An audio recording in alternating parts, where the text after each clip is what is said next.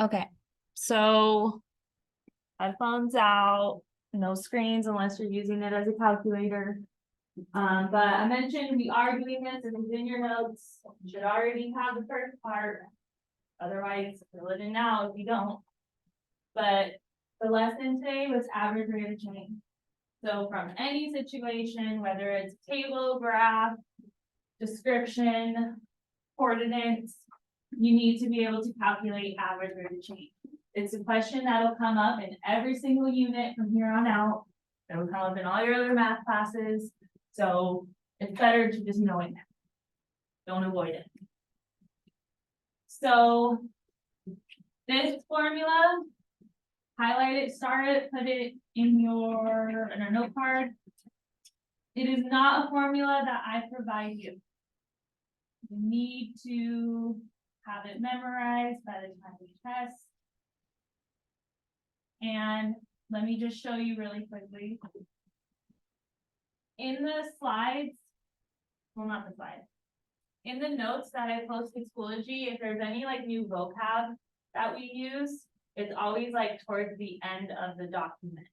Because instead of spending time you writing down word for word this big paragraph, we spend more time having you practice it. Okay, but notice like how they wrote the formula. What is different from this that I highlighted to what I told you the formula is?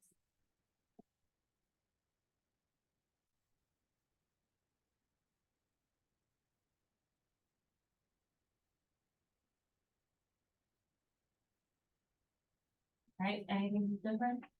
Or is it exactly written? It has f of x, it has function notation, but it's still saying the same thing. So I guess more formally, it's how they wrote it, right? I'm just writing it bigger because I know that's teeny tiny. But in each situation, it's the outputs being subtracted divided by the inputs being subtracted. So this over here, we mostly use for your linear equations, like slope. But it's the same difference. I would rather use this than the function notation. But that's why, like, it should work no matter what you are looking at. If you take the outputs, subtract them, divide them by the inputs, subtract it. Okay, so going back to that example I asked you to do.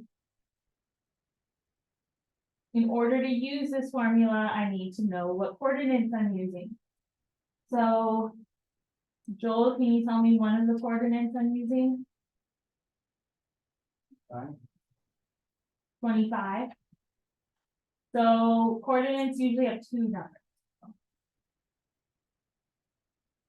25. Okay, so in 2010 is what's on the X, 25, I would agree, is the Y for that. So that's one of the coordinates I need. What's the other one that I need, Karen?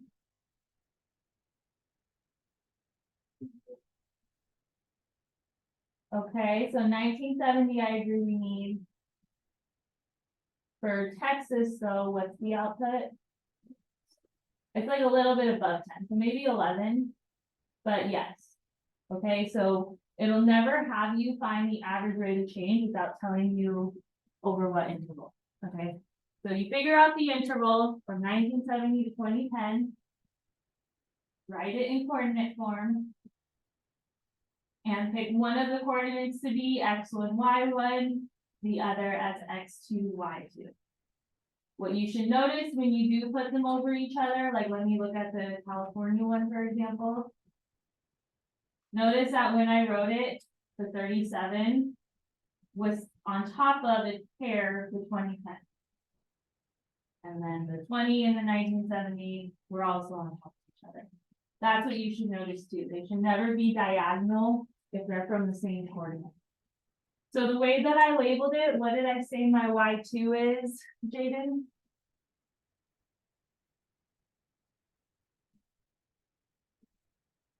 So not for California, for Texas right now. my Y2 is, okay, good. Minus Y1, which is what, Kadisha? Over X2, which is what, Natalie? I labeled them. You said what? So my X2, which one is my X? Okay, perfect. Minus X1, which is what, UID? 1970. But yes. All right, and then you simplify that. You actually could type this whole thing in Desmos. All right, but what's 25 minus 11, class? What's 2010 minus 1970? 40, and then when you divide that. 14 divided by 40 is 0.35. So that's my average rate of change is 0.35. Since it's a positive number, am I increasing or decreasing? Increasing, good. You could also tell from the graph, it's getting higher, right? So it's increasing by 0.35 what? What unit is that?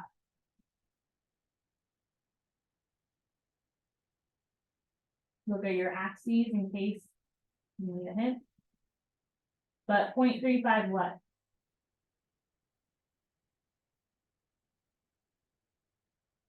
China. 0.35. What's the unit?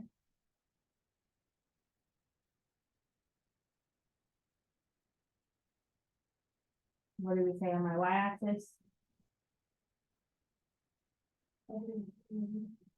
So 0.35 million is what it changed by for every what class? Year, good. So you also have to be able to interpret it, but then that's how you do that. Read both of the axes. And then it's always the y's over the x's, so it's 0.35 million for every 1 year. So technically the slope is 0.35 over 1. Questions, comments, concerns? So that's it. That's our average rate of change lesson. Well, I mean, there's some more questions here, but I'll leave it at that. You do have a puzzle piece, and it's the 4.07 puzzle piece.